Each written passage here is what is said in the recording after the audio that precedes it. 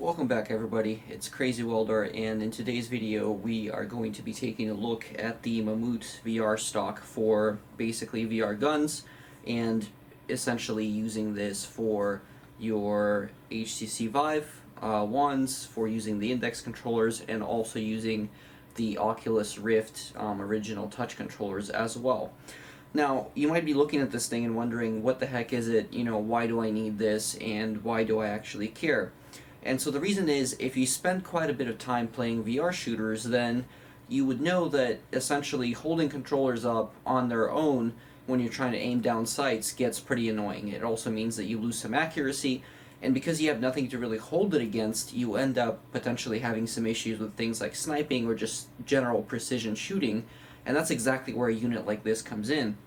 You're able to lock your controllers into it, and from that point forward you're able to have a much easier time aiming down sights. You're able to hold it nice and steady up against your shoulder, and if you so choose, there's also a cheek piece that you can use so that you're actually able to rest your head on the piece when you are actually aiming down sights or aiming at something else otherwise. And it also makes it a little bit easier to even do one-handed shooting again, because you have a much more stable position from which you are able to fire the gun from. Now, this particular kit is about $180, and you might be wondering to yourself, well, can't I just 3D print one of these, or can't I get something a lot cheaper? And the answer is, you could 3D print yourself one of these kits, but typically when you do that, even with the magnet mounts that this has, you're going to end up spending probably a lot more time and a lot more money just trying to get it configured properly to be able to work, whereas this piece, once you've put it all together, it pretty much just works out of the box. Now, let me show you more or less how the controllers mount so you can get an idea for yourself. So once you've got yourself into the index controllers, which I'm going to be using for the purposes of this review, it's really as simple as just tightening down your straps,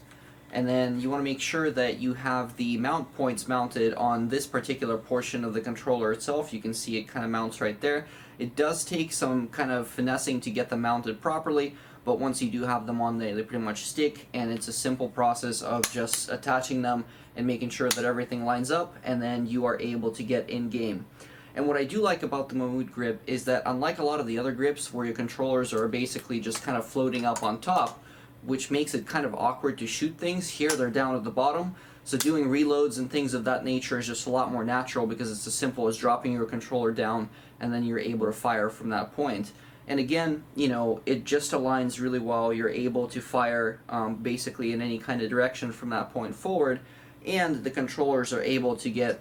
basically let go of fairly easily. Now, my one kind of major complaint with this setup is the fact that if you decide to switch to something like a sidearm really quick, actually disengaging the controller mid-battle is not exactly the easiest process, because you do have to actually kind of pull it away really quick, which can jerk your aim, and then if you happen to have another gun, pulling out a pistol and firing does make it a little bit more awkward, because you have this piece that's now kind of hanging out in front of you.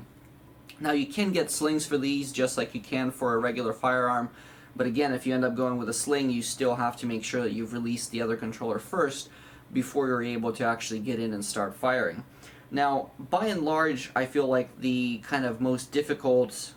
process is just putting this whole kit together, as the instructions don't make a whole lot of sense. You kind of just have to trial and error the whole thing. But once you do get it going, especially for games like Contractors or Pavlov VR, there really is no better option as far as, aiming down sights goes, and just in general being able to snipe and fire at targets effectively downrange, especially if you do have a headset like the HP Reverb, or you're using a Pimax 8K, where you're actually able to, really see quite far away because of the extra resolution that those headsets afford, in which case, again, sniping with a more stable platform like this just makes a whole lot more sense. Now, I've looked at some other magnet stocks that are available on the market. There are a bunch of 3D printable options that are out there and available right now. There is also the magnet stock that I'll link in the video description as well, so you can take a look at that should you decide to go for a different option. But the problem with the magnet stock is that you have to order it for different, basically VR headsets as a separate kit. And that means that, as opposed to this, where you get all the three major competitors that are out there on the market right now, this just makes it easy for you. All you have to do is just swap out the attachments, which are these little attachment points down here, and at that point you're good to go to start, using your other controllers. And because all of them come with their own separate magnet mounts, it makes it that much easier for you to be able to just swap controllers and swap your VR scheme whenever you want to. So that makes it 10 times easier just for using a unit like this alone. And in my opinion, again, because of the fact that a lot of these other, kind of VR guns have your controllers mounted up on top, I find that to be a little bit more awkward as a control scheme versus the more natural kind of mounted down below and then use it more of like an actual gun, because that's more or less how you would use a gun in real life. Again, this may just be a matter of personal preference, but to me it feels like it makes a massive difference in terms of the control scheme and in terms of just the ergonomics of everything and the way that it feels. And as I mentioned before, this entire piece is fairly adjustable, so if you need the pieces to be longer, all you have to do is just basically move your controllers forward and back on this carbon fiber tube. If you need the angle of the shoulder stock adjusted, you can also do that by simply basically unscrewing this little tab right here. And if you need a cheek piece, you'll basically mount that in here, and then you'll be able to just aim down sights with a little bit more stabilization. Now, my other kind of complaint with this stock is that there's not really any padding that's grippy on the back of this plastic, so it has a tendency to really slip around when you're using it. And I think if I were, to use this much more religiously than I do now, and especially if I was playing VR shooters competitively, I would definitely look at getting some kind of pad for this that would actually allow for some more grip. I'm sure just using any kind of shotgun or rifle pad that you can get off of your local store would probably do the trick just fine, so you don't have to necessarily go out and find, something that might fit this when, solutions pretty much already exist out there. And then really all you'd have to do is just find a way to attach it to this, be it, some 3M type double-sided tape or what have you. But that's my one recommendation, is if you're going to use this pretty much all the time, definitely find some way to get a little bit more grip. Now, total assembly time for this unit for me took about 2 hours, just because I was a noob and trying to figure this out, even having looked at some YouTube tutorials, until I finally just kind of managed to get it together on my own. So assembly instructions could use a little bit more work, or maybe I'm just that stupid, I don't know, it's one of those two. But by and large, once you do get it set up, everything is easygoing and controllers just start working as they would normally. If you're wondering about, whether you're going to have some occlusion, I think that if you're using an Oculus system, you definitely want to make sure that you have at least, 3 cameras, but probably 4 would be more ideal, to avoid any kind of occlusion that you might have.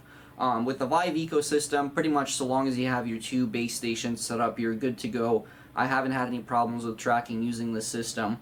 It does get a little bit wonky when you do have this piece really close to you and you're kind of occluding both of the base stations at the same time. But by and large, because of the way that the tracking works within Steam VR for the Vive ecosystem, you don't really notice it that much. So let's get into some games now, and I can show you guys, more or less what it looks like when you've got the gun stock ready to go as you're playing some of your favorites.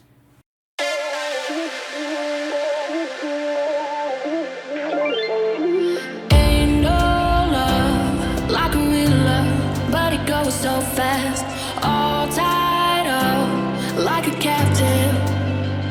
I'm on to you, used to pay to my mom life, sending no rainbows, playing it cool. I don't felt this in ages, and I've no more patience, so won't you please